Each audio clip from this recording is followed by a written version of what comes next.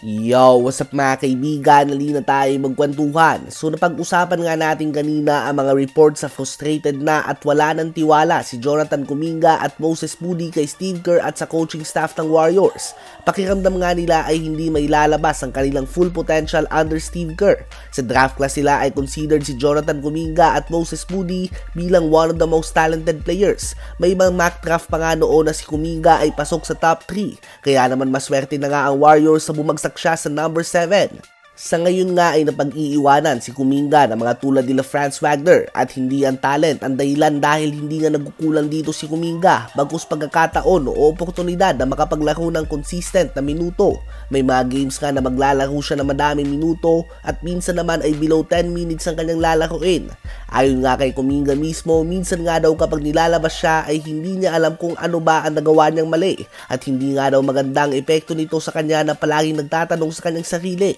Nakaka-mess up nga yun ang confidence ng isang player, yung ibabangko ka bigla nang hindi mo alam ang dahilan, habang si Moses Moody naman ay minsan nga ay may minuto siya at minsan naman ay wala. Pumapasok nga siya sa isang game na hindi niya alam kung maglalaro ba siya, kung saang parte siya ng game ipapasok, at hindi nga ito madali mga kaibigan para sa isang player, yung tipong malamig ka sa bench at bigla kang papalaruin at inaasahan na magpe-perform ka ng very high level. Ang Warriors nga ay isang team na may napakagandang young core of players noon. Inaasahan nga na madami na perfect situation na ito. Great combination of veteran and young talents. In fact, sila nga noon ang naunguna sa Kevin Durant trade rumors dahil meron silang Kuminga, Moody, Jordan Poole at James Wiseman. Apat na player na pwede maging starting caliber kung na-develop ng tama. Ganun pa man si Poole nga ay trinade na nila. Si James Wiseman ay trinade para kay GP2 na dati nang nasa team nila noon. At si Kuminga at Moody naman ay mukhang on the way na nga sa pag-request ng trade.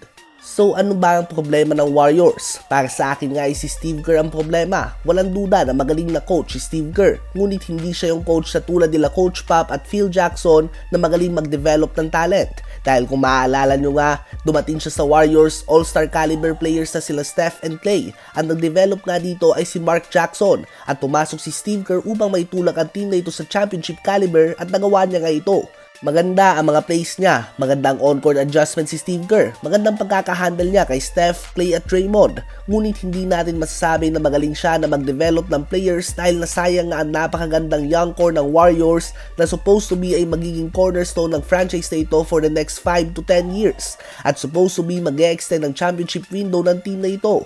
Ngunit ngayon nga dahil hindi ito na-develop ng matino at lahat na frustrated, si Poole, Wiseman, Kuminga at Moody ay posibleng mapalitan lahat ng mga veteran players dahil ito lang nga ang kayang i-handle ni Steve Kerr. Ano ba masasabi nyo tungkol dito?